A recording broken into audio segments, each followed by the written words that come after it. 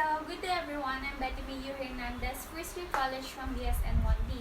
So now I'm going to demonstrate to you the assessing the female genitals and inguinal area. So first, I'm going to introduce myself to my patient and verify her name. So good day, ma'am. I'm Betty, your student nurse for today. May I ask what is your name? Okay. Ilang taon na po kayo? Okay. So after that, I'm going to explain to my client what we're going to do and why it is necessary. So the rationale of this is for the patient awareness in what we're going to do. Okay? So good day, ma'am. For today, I'm going to assess your private area and your inguinal area. Is it okay to you? Okay. So after that, I'm going to do the hand hygiene. So the rationale of this is for the patient or for the nurse to avoid the spreading of microorganisms or the cross-contaminations among patients or client or vice versa. Next, I'm going to provide for client privacy. So the rationale of this is for the patient to be comfortable in the whole procedure that we will be doing. Okay, so next we need to assemble the equipment and supply that we will be needing. First is the examinations glove and the drape. Okay, so since I don't have a examination gloves, naubusan po ako. Okay. Okay, so after assembling the equipment, now we will proceed in asking some history with our patient. So ma'am, what is your age po nung nag-start po kayo ng menstruation? Okay. So, kailan po yung last menstrual period niyo po? Okay. So, nagkaroon na po ba kayo ng vaginal discharge? Okay. Now, na-experience niyo po bang manap? Okay. So, do you feel any urgency or frequency in urination? Okay. So, any blood in your urine? Okay. So, do you feel any painful urination? Okay. So, after asking some history with our patient, now we will position our client in supine with feet elevated on the stirrups of an examination table alternately, then assist the client into dorsal recumbent position with knees flexed and thighs externally rotated. Okay.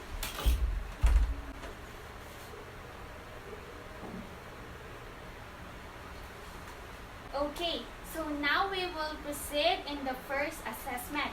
We will inspect the distributions, amount, and characteristics of pubic hair of our patient.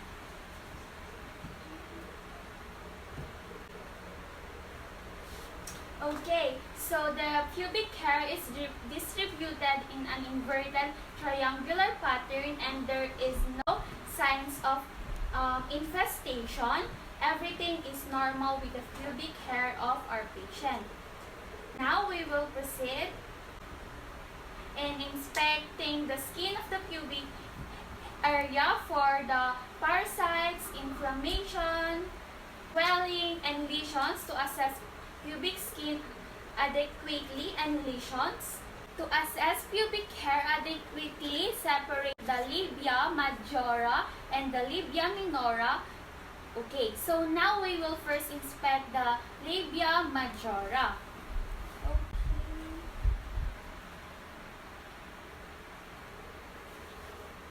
Okay, so the labia majora are equal in size and free of lesions, swellings, aspiration, and as I inspect, it is smooth and everything is normal with the labia majora of our patient.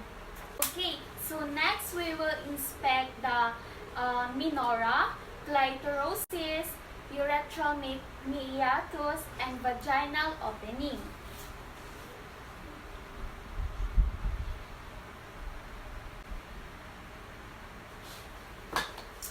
Okay, so the labia minora appears symmetric and dark pink and moist, and the clitoris is a small mound of erectile tissue. It is sensitive to touch. The urethral meatus is small and is slit-like. The vaginal opening is positioned below the urethral meatus. Its size is normal. Okay, so now we will proceed in palpating the Bartholin glands with our patient.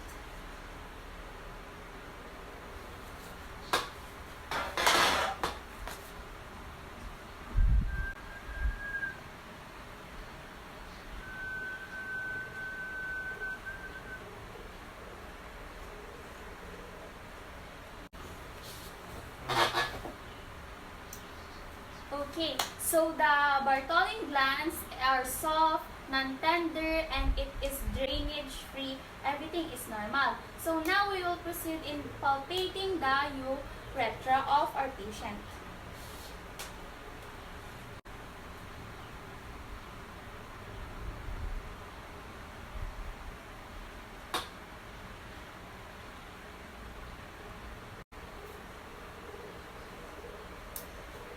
Okay, so the urethra is no drainage was detected. The area is normally soft and non-tender.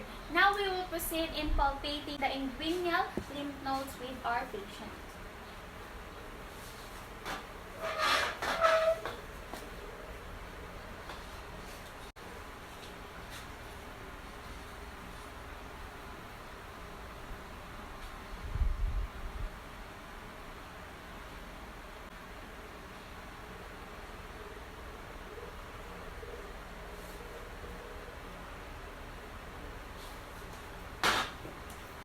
Okay, so there is no enlargement detected or any swelling detected of the lymph nodes with our patient. Okay, so next we will inspect the cervix with our patient.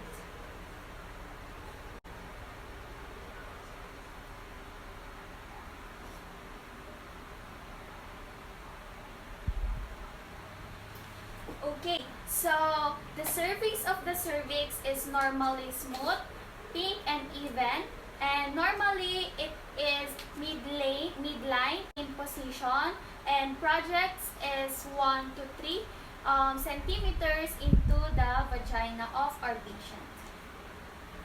So next we will inspect the vagina of our patient.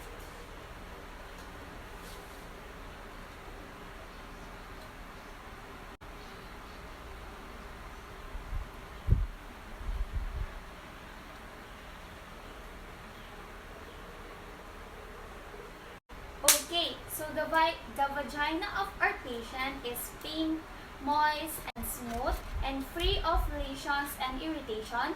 It is also free in any color or mild odors, the malodorous discharges with our patient. Okay, so ma'am, do you feel any pain po as I assess your vagina? Okay, so now we will do the documentation with the findings in our client record.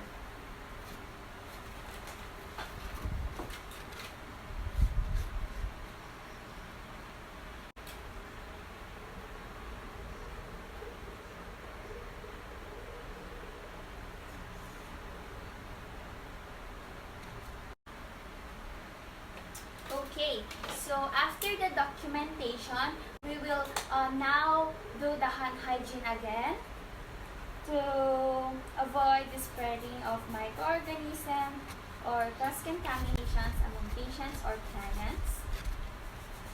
Okay, so ma'am, do you feel any pain po ba as I assess your credit card?